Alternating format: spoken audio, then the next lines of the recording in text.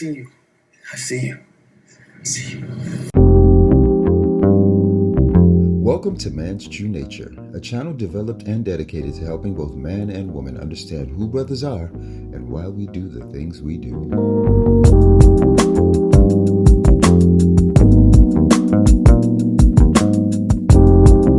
On this channel, you'll come to understand how and why we love. And I hope to dispel some of the myths about the black man that have affected your opinion of a black man. Now, don't get it twisted. The purpose of this channel is not to put anyone down. But in order to make bonds stronger and more pleasurable, there needs to be understanding. Now, in the second episode, we're going to continue on with man's physicality. So if you haven't seen episode 1, you might want to peek that first. As you girls know, I'm a matchmaker. And for a large part of the end of last year and beginning of this year, I stopped matchmaking. And the reason I stopped matchmaking is because I literally I can't handle female clients. I was a matchmaker that matched females, and I had a few male clients, but predominantly I was matching women. And listen, it was such a valuable lesson for me, because what I learned is that the average woman doesn't really want just a good man. She doesn't want a husband. What she's really wanting are these standards or ideas that she has of what a man is supposed to be. But this is nothing what men are. This is not realistic. So as I said, in this episode, we're going to talk about man's physicality. But we're also going to talk about how our physicality dictates our desires, our actions, and the kind of men we are, which seems to be in contrast with who women think we are, and definitely what they expect from us. Now, if you like this video like you liked the first one, give me a thumbs up. Smash that subscribe button and turn on your notifications so you know when I drop the next one. Let's dive in.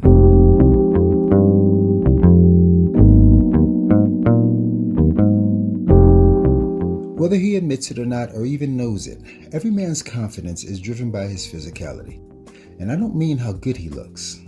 When I refer to our physicality, I'm referring to our ability to physically do something, because how capable we are fuels our confidence. And most men are constantly finding ways to put their physicality to the test.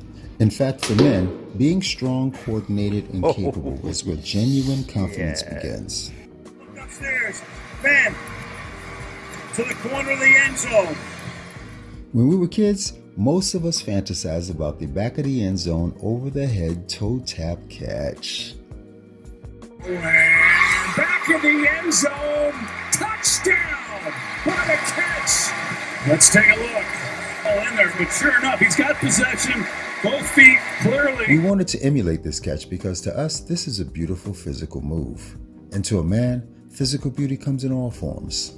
So although it seems that we only get excited about certain things, in reality, any physical thing we see that we think is beautiful, if there's a possibility we can do it, it's gonna excite us. Add to that a challenge over another who's equally capable? Oh my goodness.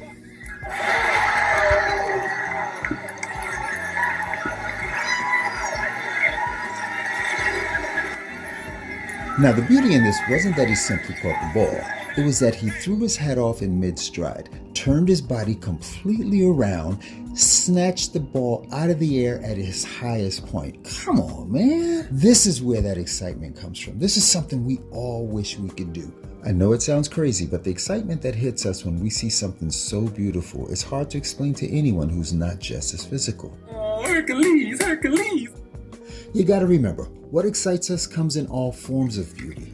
Like a well-choreographed fight scene, that's beautiful to us because we understand it's not real. So the beauty isn't in the violence, the beauty is in the motion.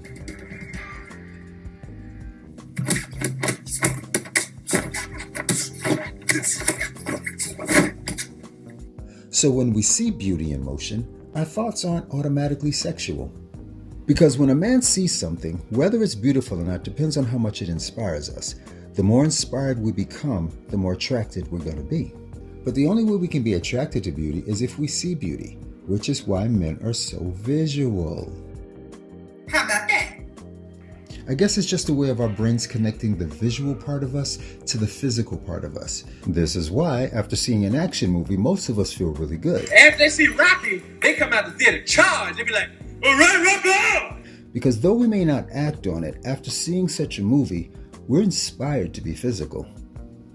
And there are really only 3 ways for the average man to engage in his physicality: through sex, sports, and working out. And with the success of any one of these activities, we're building our confidence. So just imagine if we're good at all 3. Confidence is huge. No girl likes guys that are not confident. This is why we admire athletes. I mean, think about it. Where else does a man get to live all 3 activities damn near every day of his life? And the benefit? He's building his confidence. But don't get it twisted. Just because a person works out doesn't make them physically oriented, and it damn sure doesn't make them an athlete. Again, if the main motivation behind training is to look good, then no matter how amazing that body looks, they're not training or working out to be stronger. To them, it's all about aesthetics. And I think a woman knows that a man that is so focused on looking good isn't really all that focused on being strong. But at the same time, instinctively, she needs a strong man. But to be honest, I don't really care about the body. I mean, It's the personality, right? yeah, obviously, I mean, if he's handsome but kind of stupid or like, I will not do nothing with him. And that became the safe road for women to take, because men eventually realized that the strong man was the respected man. And even though being physically strong wasn't their goal, What? because they wanted that respect, they began working out so they would at least look strong. But eventually women realized that a lot of men weren't strong at all, not mentally, which is what it takes to be physically strong. So instead of wanting a man because he looked strong and could protect her, it became easier, safer, and socially more acceptable to want a man who could make her laugh. A lot of girls are attracted to guys for, their sense of humor or their emotional intelligence or things that are not the way that someone looks on the outside. And I know I can already see the comments now. Yeah, the Chads and the alpha Chads get all the girls. They don't get the healthy girls. That might be, but she looks pretty healthy to me. And the reason how she looks is so important is this is the only impression any guy has when we see a woman for the first time. What she looks like and how she carries herself. And since we're typically the ones walking across the room when we make first contact, what else do we go by? Oh, yeah. Yes, I would love to go out with you. This is the reason men are so visual, to keep mankind, to keep the species going. And when you're programmed that certain looks represent certain characteristics, that's what you follow. And whether it's true or not, you make it your reality because this is all you know. A fine body is supposed to mean good things. It's a good visual. And as I've been saying, a good visual inspires us. Now pay attention. Though we don't give in to these instincts, instinctively we're attracted to each other to mate.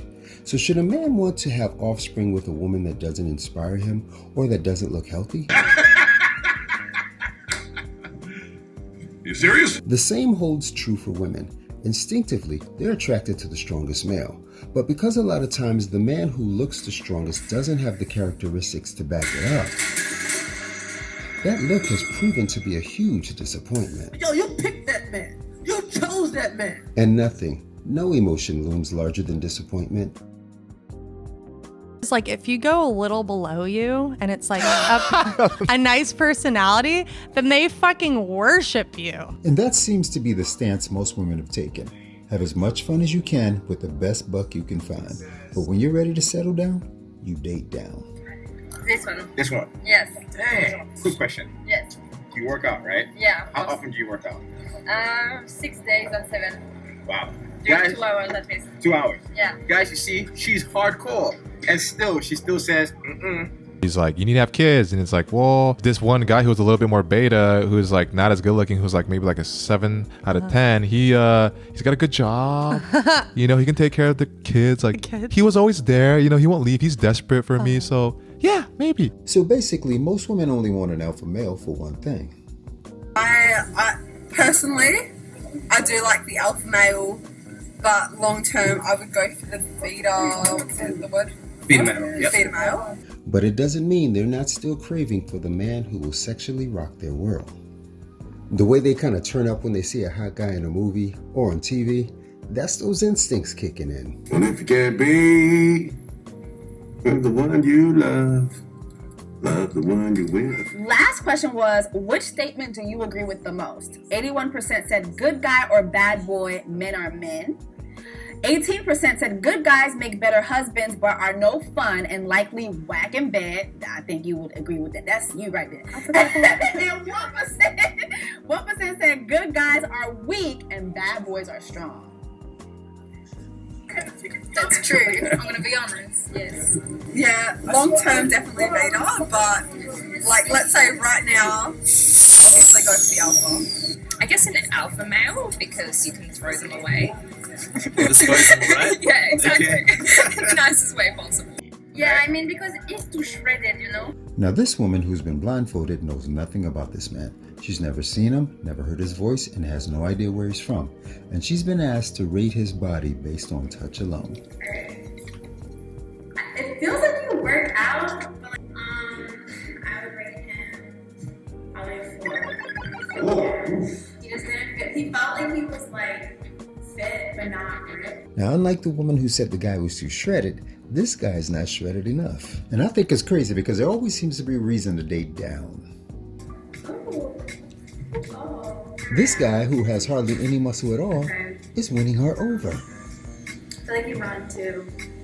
I would say an 8. Yeah. How crazy is that? Though women say they want a strong man, they've convinced themselves that the weaker man is the better choice. I mean, come on now. She gives the guy with no muscle development an 8 and the guy with decent muscle development a 4? What? The hot ones are the ones that cheat, and also they don't value as much. Yeah. Why does it seem that most women do one or both of these things? They pick a guy strictly for good sex, get hurt by that guy, then blame that guy for only wanting sex from them, which is like blaming the scorpion you're holding in your hand for stinging you in your hand. Or to avoid getting their heart broken, they marry the guy they can control, only to become sexually frustrated down the road. And then when they get pretty damn good at being a woman on every other level, they start realizing that the only bad choice they're stuck with is the man they share their bed with. Fellas, you ever catch a woman just looking at you but not saying nothing? In her mind, she's thinking, I had a good man and I blew it. Question is, can you have both? Can you have that masculine man that you can't wait to come home to because he values your relationship just as much as you do? I say yes, you can. I think there's a misconception that because you're modern, that there's no such thing as this partnership thing. I think it's like, well, the guy's, I don't need the guy. I can do everything. You know what? I'll take care of the bill. Not all the time. So I think a lot of the times there's this misconception like, oh, she's a modern day woman. She does not need a man. No, I do. Because at times it gets difficult when I need to fix something in my car. Or there's certain things that just needs to be done. And like, I can't YouTube everything. Right. So so there's this misconception that we can do that all by ourselves.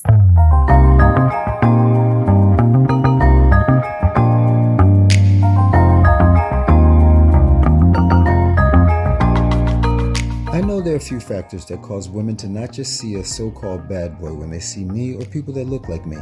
They, along with others, see a man who's not worthy. I get it. To them, I'm not worthy of having a good opinion based on logical thought, nor am I worthy of having valid emotions. When they see a physically strong man, they see a man who can't be good with anything cerebral or emotional. And I am mad because I understand this is how they've been programmed to think and feel, but to the point that they no longer even want it the other way. It's become so common to expect less of a man that women no longer go for a man hoping he will be intellectually capable or emotionally available. I mean, how can they control the relationship if the man is smart, emotionally mature, and has a morally strong character? So before I explain how to keep a man loyal and passionate about you, maybe I should ask you to answer this question honestly. Is that what you really want? Do you really want a committed relationship with a good man? Now don't crinkle your forehead thinking, what? Think about the question. Has the phrase, I want a good man, become the thing to say because you know your friends, family, basically everyone you know will buy it? Now you have to put aside what sounds like the right answer or the answer that makes you look good and go with what's in your gut.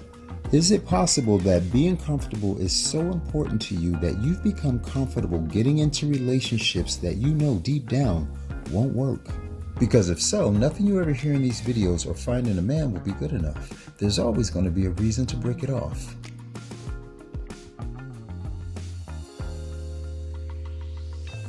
So after you watch this video, you really need to deal with whether having a good man or simply the idea of having a good man makes you uncomfortable or not. Because you know what? The way to getting a good man and keeping that good man loyal and passionate about you is pretty simple. That's right, it's simple, but you already know. We men are simple creatures. And that's why the solution comes in 4 simple steps. So, are you ready to know the truth? Are you ready to accept the truth about man's true nature, his physicality to be exact, and how it affects our relationships, and really everything in our lives? But right now we're talking about relationships. Step 1. Stop picking narcissists. Yeah, I know, he seems like an alpha male. Actually, no, he doesn't. An alpha isn't always propped directly in front of a mirror as he works out. That's got narcissism all over it. And again, I get it. They're so freaking appealing. As a man, when I see a woman dressed in the hottest outfit for no reason, it's still crazy hard not to look at her. But I've learned restraint because I've also learned that narcissists only look good from afar. Up close, you see the real ugly. Step 2. When you're having that first real conversation with a seemingly masculine man, don't move it forward unless you genuinely like something about his character or his interests, because personality is easy to fake. I'm mad dog, digga. Hit a Satan's Night's War Council. Step 3. Find out if his physicality is real by asking about his hobbies, his activities, or if he currently or ever has played sports. Basically, other than them looking good, there should be a reason for those muscles. And the last, like I said in episode 1, find a way to participate and engage in the physical things he likes, even if it's just going to the games with him. Engage in the physical things that turn him on, and I promise he will reciprocate.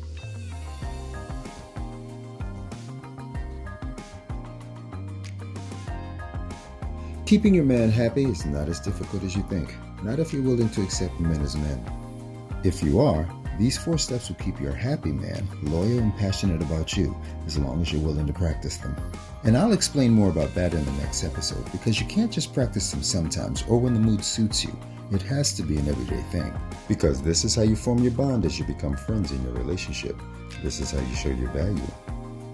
Now, there are 2 more steps that could bond you guys permanently if that's what you want, and I'll also tell you about those in the next episode. But for now, I hope you hit the like button, and if you haven't already done it, subscribe to my channel and leave a comment to let me know what you think or what you don't understand, because I think it's time we come to grips with man's true nature.